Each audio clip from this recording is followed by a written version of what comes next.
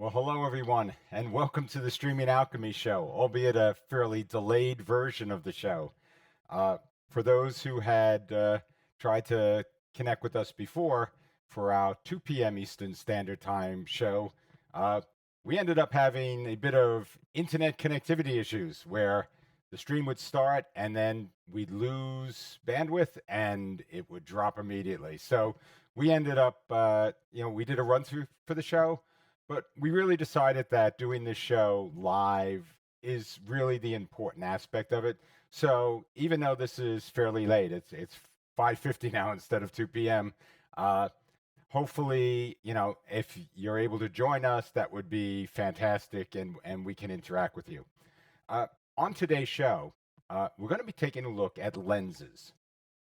There's a lot of core detail that goes into working with the lenses, whether they're separate lenses that are part of a detachable lens system for a camera, to built-in lenses and everything from your phone up to great PTZ cameras that are available out there.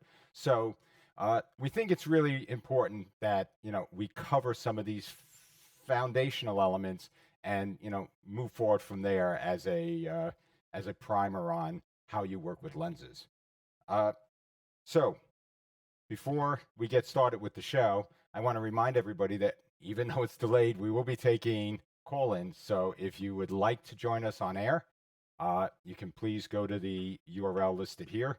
And it also should be a link right at the top of the show notes where we're streaming this production now.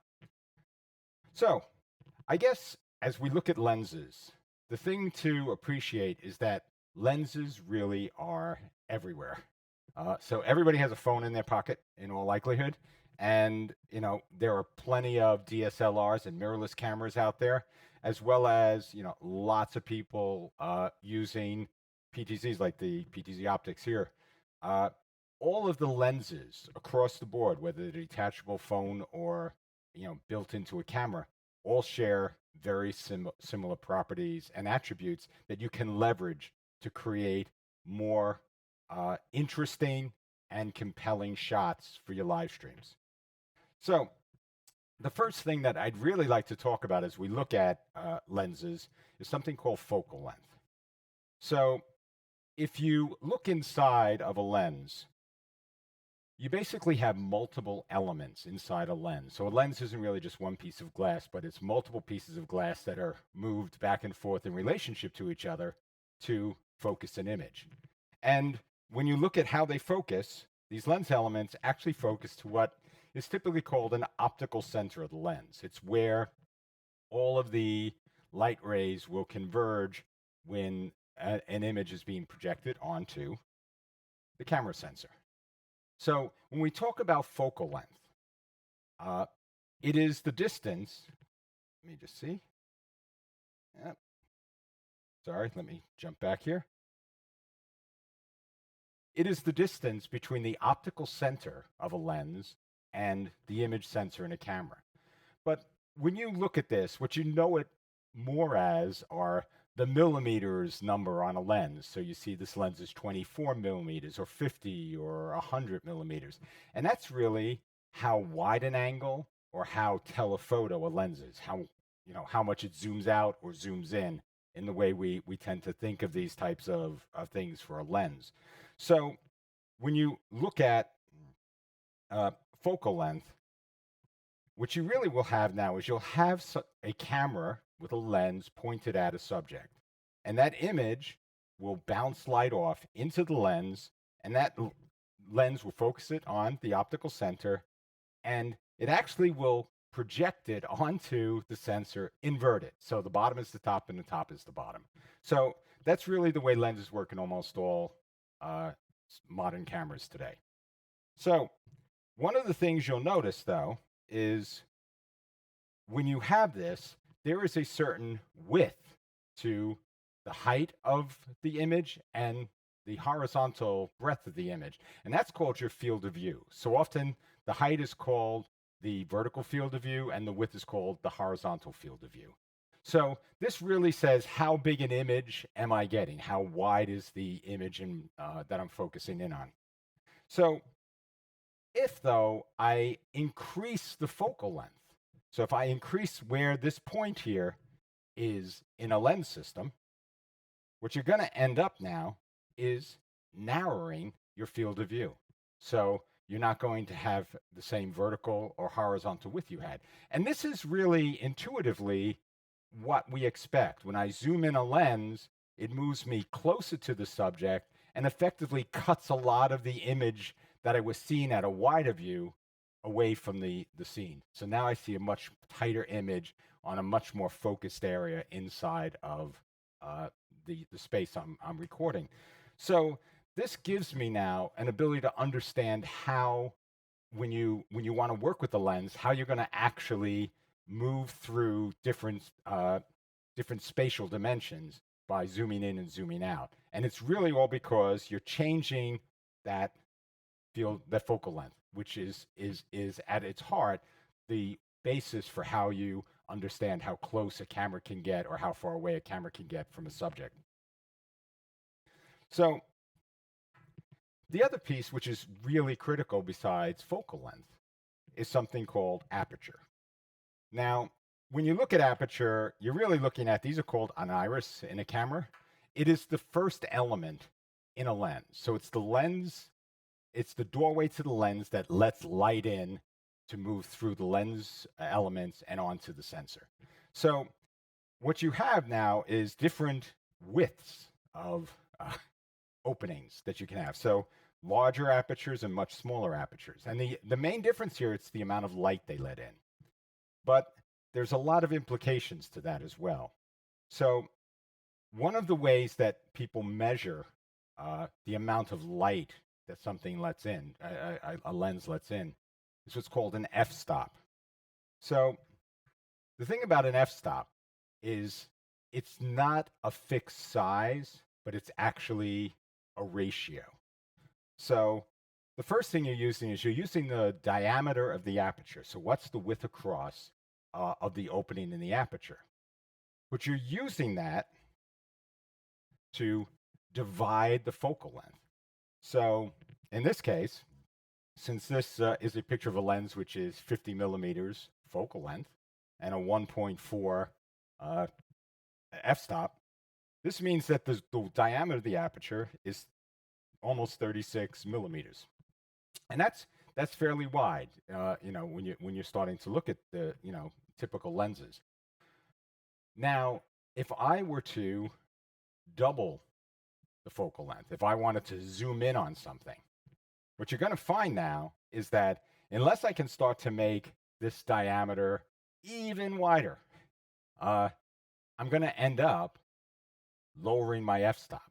And what that means is that as I zoom in, if I don't have a wider aperture setting that I can go to, I'm going to be stuck at a higher f-stop, letting less light in than I was before. So this can have a big implication for how an image looks when it hits the image sensor. So let's take a little look, because the place, there's a few things that will impact this. And so the first one is focus. And let me sort of talk about this. As you move light through a system, the light is going to bounce off of a single point, and it's going to be projected through the lens system and onto the sensor. So where these lights converge, this point that you're dealing with down here where you have a convergence right on the lens, that would make focus really good. So you'd have a very clear image. But if you shifted the focus, let me just go here, a little bit to either side, where you moved it in or out, you'd be more out of focus than before. And this is really because of the way lights converge. If you have these lights all converging and they're not at that focal point where everything is coming together on the sensor, then you have multiple light rays that aren't quite lined up that are now hitting the sensor. And that can be because it's either focused after where the sensor is or just before. And it creates issues with what actually is projected. And that comes in as an out of focus image. But the other piece to this, and this is really where the aperture comes into play, The other piece to this is something called depth of field. Now, people sometimes use this term to mean they want a shallow depth of field. They want to see everything that's behind a subject blurry, and just the subject of a video, in focus. So, but depth of field, in its general use of the term, is just the amount of space before and after a subject that is in acceptable focus. Now, this is an interesting point. When you deal with lenses on a mathematical level, there is a single plane that is in focus. So if I have an image that is bouncing light, there is one point where that image is in focus in my camera, and then other points along that curve where it's not, but it's close enough. So you could look at it and aesthetically say, I can see everything with enough clarity that I feel good about the image. And it is a soft feeling like that. It isn't some hard, fast number. So when you're looking at depth of field, what you really are looking at is, where do those lines get drawn? At what point does it stop being acceptable? So if you look at this picture here, we have light with a very wide aperture. In this case, this would be similar to the 1.4 the f1.4 that we were looking at before. We have a very wide aperture, and so there's a lot of light that's entering the lens. But the thing about light is it's coming in from all different angles. So when it hits the lens, all of these different angles, the lens trying to focus it into a single point and project it onto the sensor. But it's very difficult because lights at different angles don't really converge cleanly. And so there is still that one absolute center of focus. But as you move away from that, these lights coming in at all different angles create less clarity. And so when you have a very wide aperture, you let a lot of light in, but you also end up with something where the depth of field is very shallow. So there's only a very small part of an image which is solidly and acceptably in focus, and then everything else just starts to blur. Now, if I were to shrink the aperture and go to a higher f-stop, what's going to happen when that light comes in is a lot of the light that was coming in at these odd angles is going to get blocked because now the aperture is a lot smaller. And so it's letting less light in. But there's a plus side to this. Even though the image now is going to be darker, it has less light to work with, the rays of light that are coming in are going to be more focused. They're going to be closer in alignment and more converged. And that means that you can move further in front and behind a subject without becoming too out of focus. And so you have a deeper depth of field when you have a smaller aperture because the light that's making it through is more clearly aligned and converged and creates a cleaner image when it hits the sensor and on both sides of it. So hopefully that gives you a sense of how depth of field plays into this. But if you want to look at it more directly, here's something we set up where we have these two bobbleheads. So we have our Steve Jobs in the front and Elon Musk in the back. And we took this picture at f22, but with ISO 8000. So what this means, the higher the ISO, it means we're asking the camera to enhance the image, to add more artificial light. So it amplifies the light, but it also amplifies the noise. So the image is a little noisier, but it's also much lighter and more visible. But at f22, you can see that the bobblehead in the front is in good focus, but the bobblehead in the back is actually just a bit out of focus, but still very clear and legible. So let me go through here. If I look at the next image, I now went to an f16. So I open the aperture up, let a little bit more light in, and I have a lower ISO, so lower noise. And what you're starting to see now is that the bobblehead in the back is getting a little blurrier. And so if I sort of run through this now at f11 and f8, each one of these incrementally, while lowering the ISO, is also creating a shallower depth of field. So now, even though these two figurines were probably about 16 inches apart when we took the pictures, you can now see that the image in the back is becoming significantly more blurred, even though the overall image is becoming cleaner because there's less gain being applied to it. So now this is f2.8, which is the lowest f-stop we had available on the lens we were using. And you can see now that the figurine in the back is pretty much fully blurred. Uh, you can still make it out as a figure, but the thing is, it's no longer distracting. Your eye isn't drawn to that. And that's really the point when you're using depth of field in a production. You want to make sure that you're using it to focus somebody's attention on what's important in the scene that you're filming. And this can be really valuable if you're doing something, say, at a trade show, where there's a lot of activity going on all around you, but you still want to do an interview with somebody and stream that out, so something like Live View or whatever. You want to create a shallow enough depth of field that all the noise that's going on around you and all the hubbub and people moving are not distracting. And depth of field gives you something which does this while still being pretty much aesthetically pleasing. People look at it and they feel comfortable with the image. It's a normal way that they feel they can focus on what's important. So depth of field is very powerful. And it, as we were talking about, it really is a question of setting the aperture right and, setting your focal length right. So these two things sort of work together to create focus and depth of field. And it's very, very useful when you're trying to leverage it for that, especially in live situations. So the other thing I wanted to touch on is the different types of lenses that are available. One type is prime lenses, and you may have heard this term. Simply put, a prime lens is a lens with one focal length. So in this case, this lens here has a 50 millimeter focal length. So everything that you think about with a zoom lens, this is nothing there. This, you plug it in and you got 50 millimeters, and all you can really do is you can control the aperture setting, or you can control the focus. So this is one style of lens. The other, of course, is the one that people are very familiar with called a zoom lens or a telephoto lens. And this allows you to run through a range of focal lengths. So in this case, this lens is a 50 to 100 millimeter zoom lens.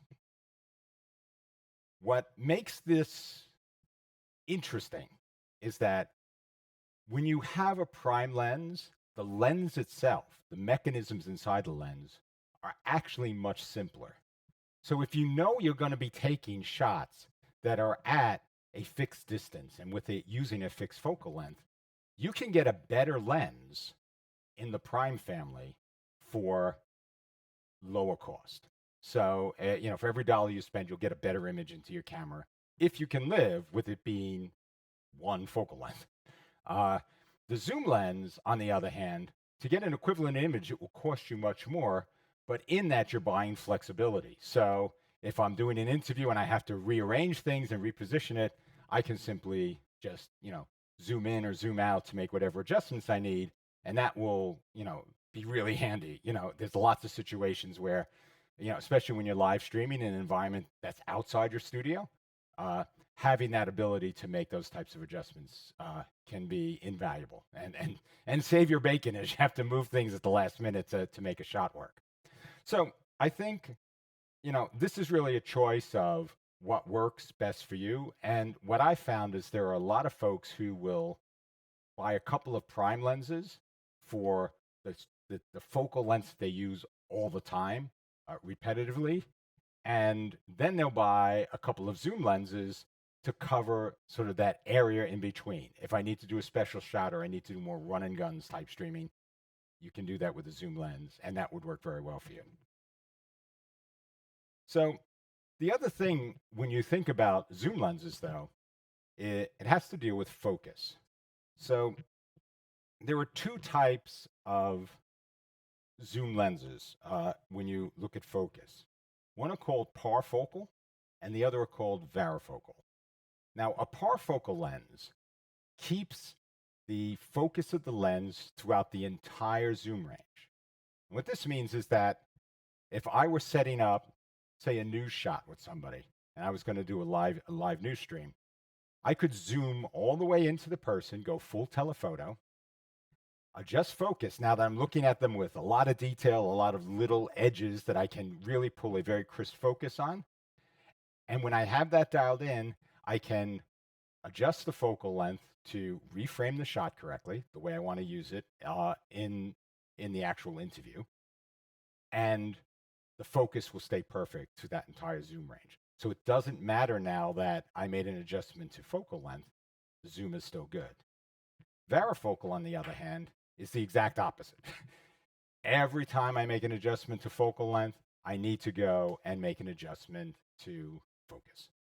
And there's a couple of reasons for that. One of them is cost. Parfocal lenses are much more expensive than varifocal lenses. But the other piece is really to do with the way people use lenses today. Most telephoto lenses that people use are autofocus lenses. And autofocus has become incredibly good. I mean, on some systems, it's as good as you would get, manually focus pulling for most of the shots you'd need to take if you're really just interested in a plane in focus. In order to do autofocus, you need to have servos inside that can drive the focus rings and move the lens elements.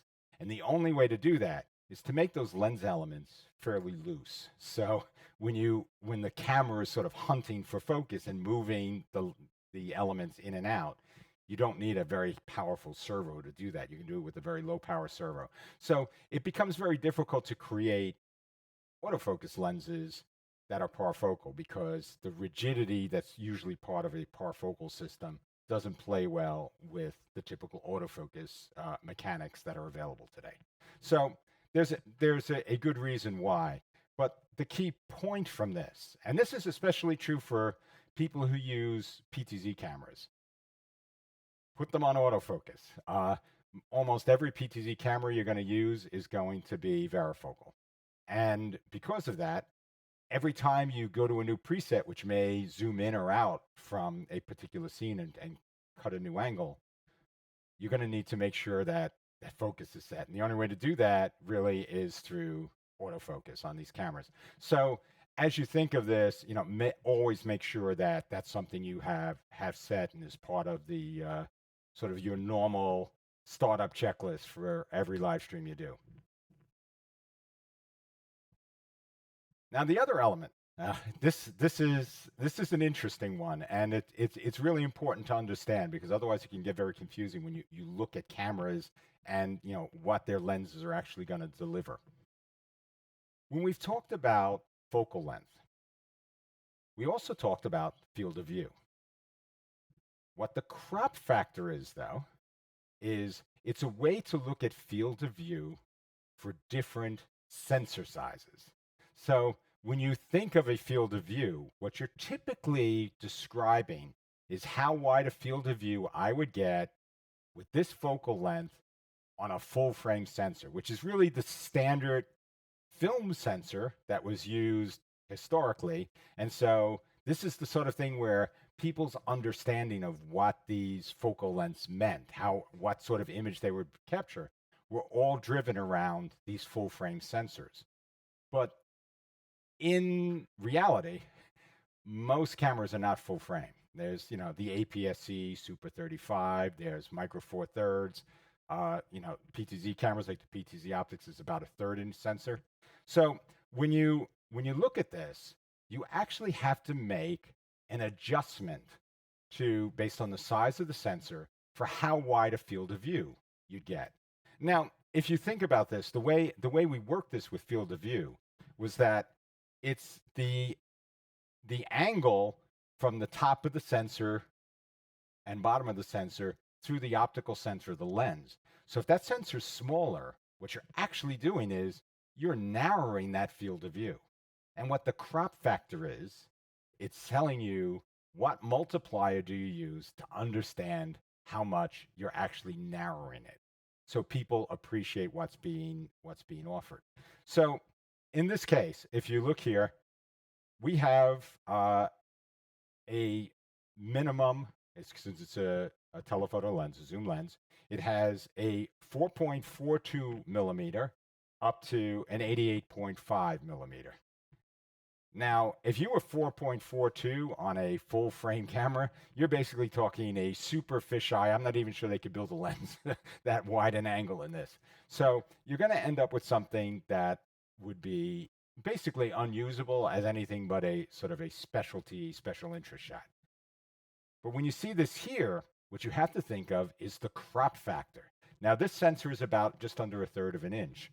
So when I'm looking at this, the crop factor for a 1/3 of an inch sensor is 5.5, which means that I will take these numbers you see here and I will multiply them by 5.5 to understand what is the real field of view I'm going to get from this camera when it's all the way zoomed out and all the way zoomed in compared to what I would expect on a full frame sensor camera.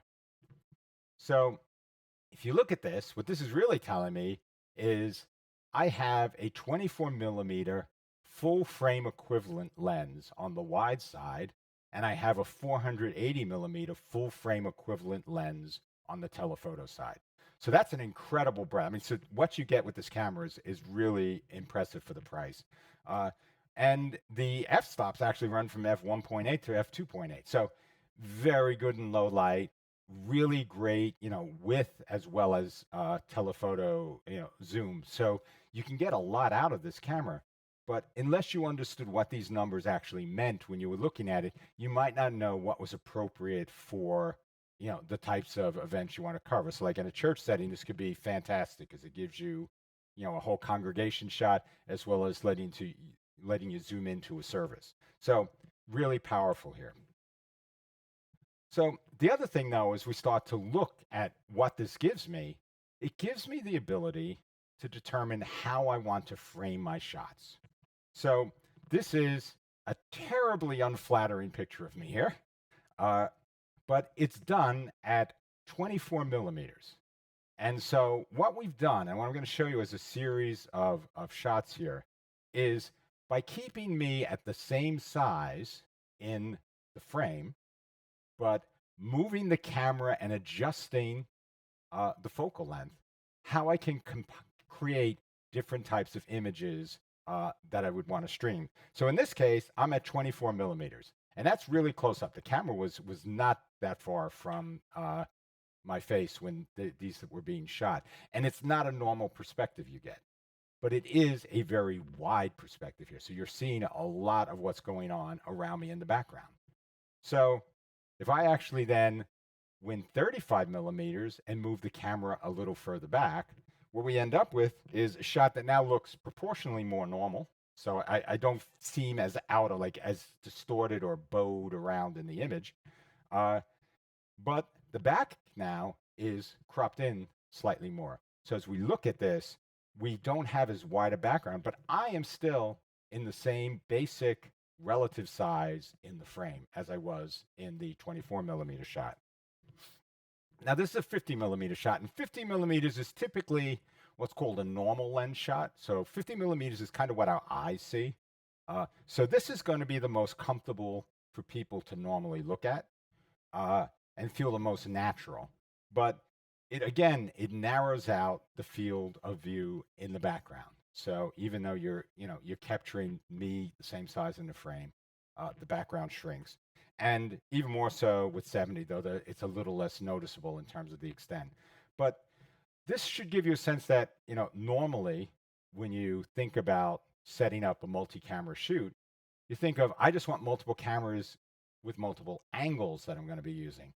But what you might also want to think about is creating cameras with multiple focal lengths at different distances from what you're covering, so you can create different shot compositions, not just different angles, but things that make people feel more intimate with the person you're shooting, or that give them a better sense of the full space around them, but without being jarring by zooming in and out. So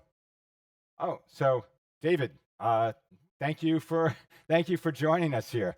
So Callin.tv is a product that my company NeuralNet produces. It allows you to do live video call-in.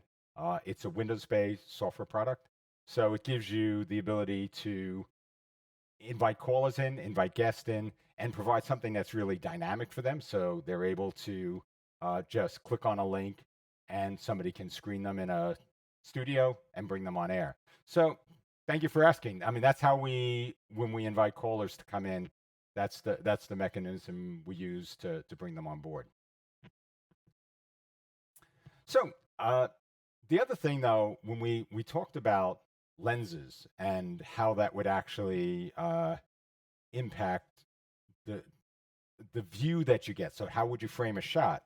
The other aspect to that that could be interesting is the way different distances and focal lengths make you perceive depth in an image. So let me show you here. I've got an image now where I have these two robots, and on this table, they're only about 12 inches apart from each other. So at 24 millimeters, the robot in the back looks fairly far back, and the robot in the front really fills the entire frame. But now, if I move the camera a little further back, but zoom in to 35 millimeter focal length, you can now see that the front robot still fills the same space on the frame, but now the robot in the back actually seems to be moving closer as I change from 70 to 50 to 35 to 24. So this is another element when you set up framing that you actually will have depth perception differences based on how you set up the camera. So again, this is really important as we think about composition, understanding what your lens will let you do, and placement as well as zoom factor as well as aperture. All of those things can really play together for you and create something that can really be useful as a creative and compositional tool for different types of shots you want to do. And I think everything we do as live streamers is about communicating. So the more tools we have available to help us tell whatever story we want to tell, whatever sport we want to cover, whatever event, we want to broadcast, all of these things now become ways that you can create something more dynamic and more interesting for the audiences you want to reach. So I think that covers everything I wanted to cover here regarding lenses. There's one thing before we go that I wanted to just make a point about, and that is on November 8th, I'm going to be actually conducting a workshop at the STREAMGEEKS Summit in New York City.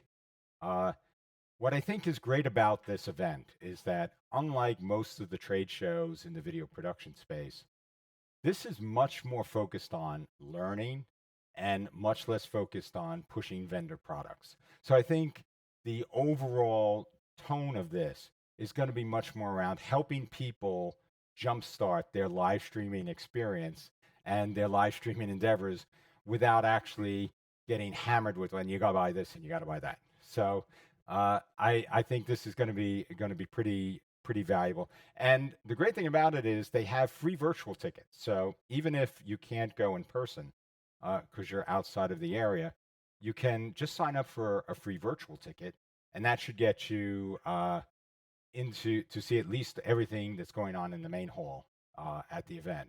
So I really encourage you to do that and to join me there. If you can go there in person, I'd love it, because I'd love to get the chance to meet with everyone that watches the show and talk with all of you, because it's always difficult when you're just doing it through a live stream and you see people in the comments, or once in a while when somebody calls. But it's always great when you get to talk with people face to face. Okay, so for next week's show, we're going to take a look at some of the most interesting product announcements that will come out of IBC, which is taking place right now over in Amsterdam. So I think it's from today. It's probably today's over there now. So through next Tuesday, I think the 17th. So this is really the European equivalent of the NAB show. So a lot of good product announcements come out. A lot of new technologies get introduced here. So definitely, we think we're going to see some really cool stuff happening. And I just want to call out one thing that we saw this morning, and that is that NewTek has officially released NDI 4.0. Big deal for us because everything we do is IP based here in the Streaming Alchemy studio. Uh, but they have one feature in there which is just killer. So you have something that in the earlier versions of NDI, which allowed you to basically take control of a TriCaster from a remote computer using what they call virtual KVM or NDI KVM, the ability to use your keyboard and mouse from a remote computer to control the TriCaster. They now expanded this to work where you can control any system that's running what they call NDI scan converter, which basically projects the image of what's on the screen. It's what we use to here to show slides and other stuff that we do when we do demos. This is incredibly powerful. So this means that you can now go into any system that you have, run scan converter on it, and then connect to it through Studio Monitor and control it as if you were right there in front of it. Great for studio organization, debugging, other types of production flexibility that you may want. So there's a lot of stuff going on at IBC, and we're really excited to see what else comes out over the next few days. But that will be a story for next week. So for everybody that tuned in now, even though it's not our usual time, thank you very much. I really appreciate everybody hanging in with us today. It's been a rough day technically, but unfortunately, there was nothing we could do. We just didn't have internet connectivity here. So now that it's back, we did the live show. So look forward to seeing all of you next week. Until then, have a great one. Bye.